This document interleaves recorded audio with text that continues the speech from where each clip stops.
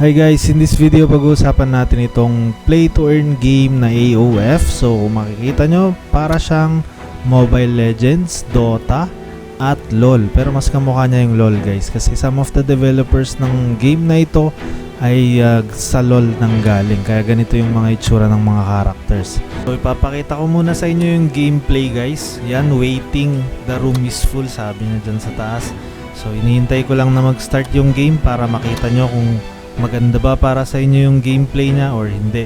After naman ng gameplay na review, i-review naman natin kung paano nga ba kumita dito, bakit nga ba ito naging play to earn game.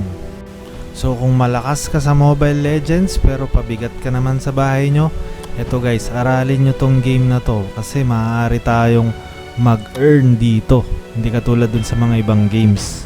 Cross-platform nga pala ito guys, so pwede siya sa cellphone at pwede sa PC. Ibig sabihin pwedeng maglaban yung gumagamit ng cellphone versus yung gumagamit ng computer. So ipapakita ko din sa inyo yun guys mamaya.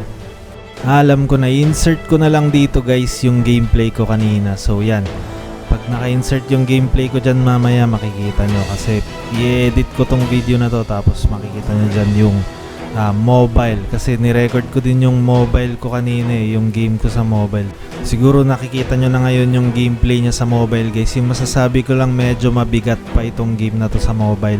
Ang gamit ko guys ay iPhone 15 na, so nahihirapan pa rin siya. So ibig sabihin hindi yung phone yung may mali, ibig sabihin yung game talaga guys yung mabigat. Pero dito naman sa PC, sobrang gaan naman dito. Ang dali lang niyang i-control. Yun nga lang yung mga controls dito sa PC hindi ko kabisado kasi sanay ako sa Dota, kaya medyo nalilito ako guys kapag naglalaro ako nito compared dun sa Dota na dati kong nilalaro.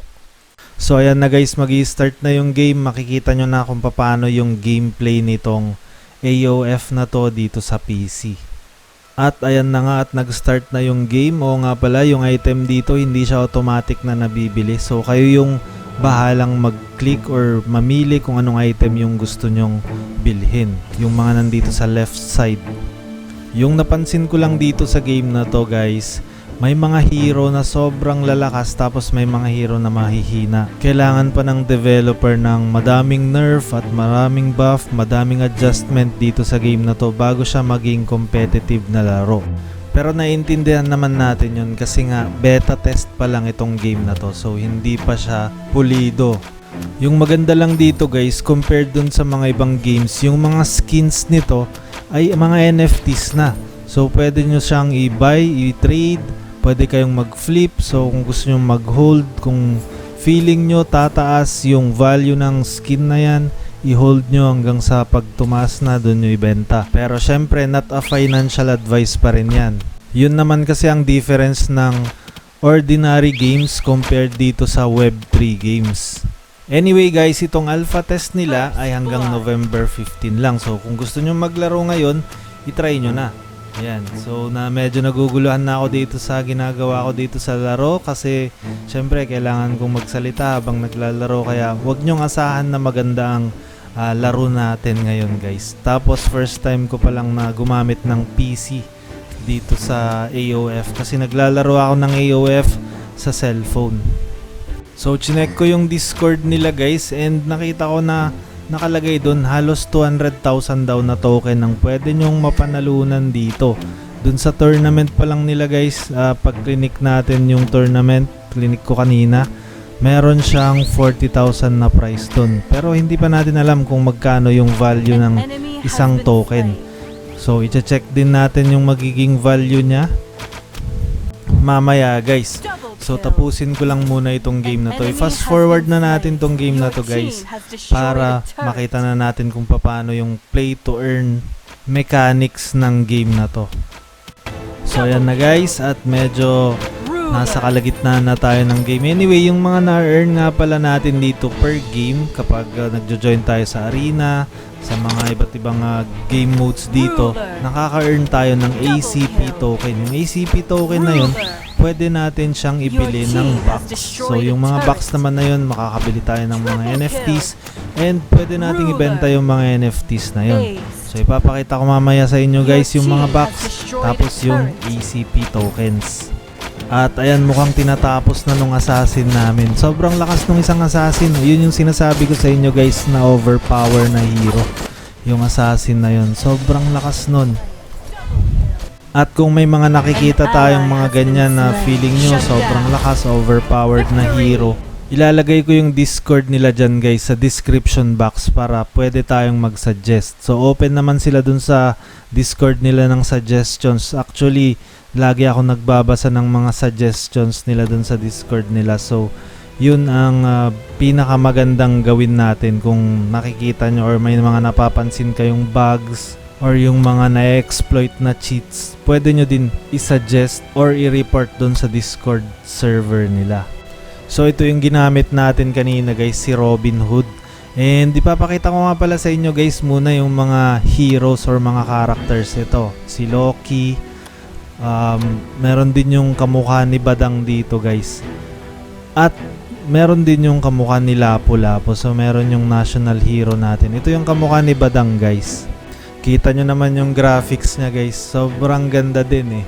Ang linaw. Lalo na dito sa computer. Sa cellphone kasi kanina, medyo okay naman sa cellphone. Malinaw din naman. Pero nung ni-record ko tapos transfer ko dito sa PC, hindi na maganda yung quality nung pagkaka-record ko. Kaya parang pangit yung itsura nung gameplay ko dun sa cellphone. Pero pag nilalaro nyo naman sa cellphone, maganda pa rin yung graphics niya. Yun nga lang, sobrang bigat dalhin ng mga characters. Mabagal, parang mabagal silang tumakbo. Hindi sila masyadong sumusunod sa mga gusto nyong galaw. Kasi sobrang bigat talaga ng graphics nito. So isa din yun sa mga gusto kong isuggest dun sa developer ng game na to. Kasi malaki para sa akin yung potential ng MOBA games tapos play to earn game pa. Itong character naman na ito para siyang si Hayabusa guys. At oo nga pala guys, pag-usapan natin yung mga yung mga ayaw pala gumastos dito sa game na to. So what if ayaw mong gumastos, makakapag-earn ka ba? Ang sagot dyan ay oo. Kasi every time naman na maglalaro tayo dun sa arena is nakakakuha tayo ng ACP token. So ibig sabihin, makakapag-earn pa rin kayo kahit na free-to-play players kayo. Pero syempre, mas malaki pa rin yung ma-earn ng mga players na may nabiling avatar. Kasi dito nga pala guys sa laro na to, merong sinasabing avatar. So mabibili natin yan dun sa OpenSea. Papakita ko din yan mamaya sa inyo. And syempre yung may mga skin, feeling ko parang pay to win. Ito nga pala yung Lapu-Lapu na sinasabi ko guys. Kamukhang kamukha niya talaga yung Lapu-Lapu sa Mobile Legends. Maghanap ako ngayon ng skin. About dun sa skin naman, maghanap tayo ng skin na may parang kaya ako nasabing pay to win kasi meron siyang additional stat yung mga skin guys. Papakita ko sa inyo, hanap lang ako. Eto na guys, may nahanap ako. Kung makikita nyo dito sa mga skin nila, meron silang additional stat. Yan, 1 to 3 na attack. Meron attack plus 4.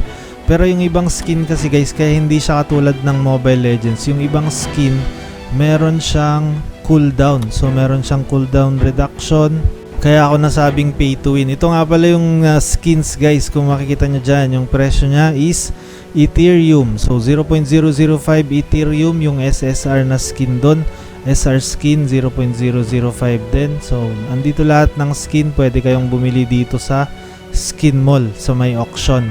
Yun ay kung gusto nyong makalamang dun sa mga nakakalaban nyo sa arena. At susunod naman na ipapakita natin guys ay itong avatar nila. So ito yung nilalagay nyo dun sa profile nyo. Ito yung presyohan niya guys, 0.002 0.02 pala. So parang nasa range siya ng, chinek ko kasi kanina, nasa range siya ng 2,500 to 6,000 pesos yung mga avatars na yan. So sa OpenSea yun, check naman natin dito sa Avatar Center. Makikita nyo dyan, parehas yung presyo guys, ganun pa rin, 2,500 to 6,000 pesos yung mga avatars nila dito. Yung 0.04 halos 6,000 pesos na yun. Pero itong mga nandito, sobrang mamahal na yung iba. So depende talaga sa klase ng avatar guys. So kapag mas malaki yung kinikita ng may mga avatar and alam nyong magaling kayo guys, magaling kayong mag-MOBA, magaling kayong mag-Mobile Legends, or naaral nyo na itong game na to, na-try nyo na, tapos nakita nyo na magaling din kayo dito sa larong to, maghanap lang kayo ng manager nyo guys. So sabihin nyo na bilhan kayo ng avatar, tapos maghahati kayo ngayon or depende sa hatian nyo kung 60-40, bahala na kayo dyan. So ganun yung diskarte guys, maghanap lang kayo ng manager nyo kung wala kayong panggastos para dun sa avatar. And syempre titignan muna natin kung magkano yung earnings niya daily.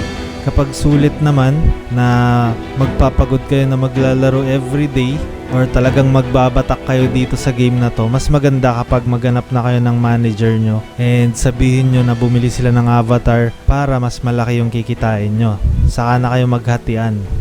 Or kapag investor ka naman at gusto mong kumita ng kahit hindi ka naglalaro dito or ng ganito araw-araw, ang gawin mo lang, maghanap ka ng scholar mo and bumili ka ng avatar, tapos gumawa ka ng account, lagyan mo ng mga avatars, tapos bigay mo lang sa kanila yung mga logins.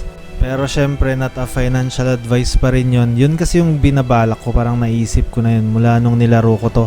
Syempre hindi naman ako makakapaglaro ng ganito everyday. So yun na lang yung gagawin ko. Maghanap ako ng mga scholars na pwedeng maglaro nito at magbatak ng larong ito araw-araw, para na din makatulong and at the same time kumikita ka na din.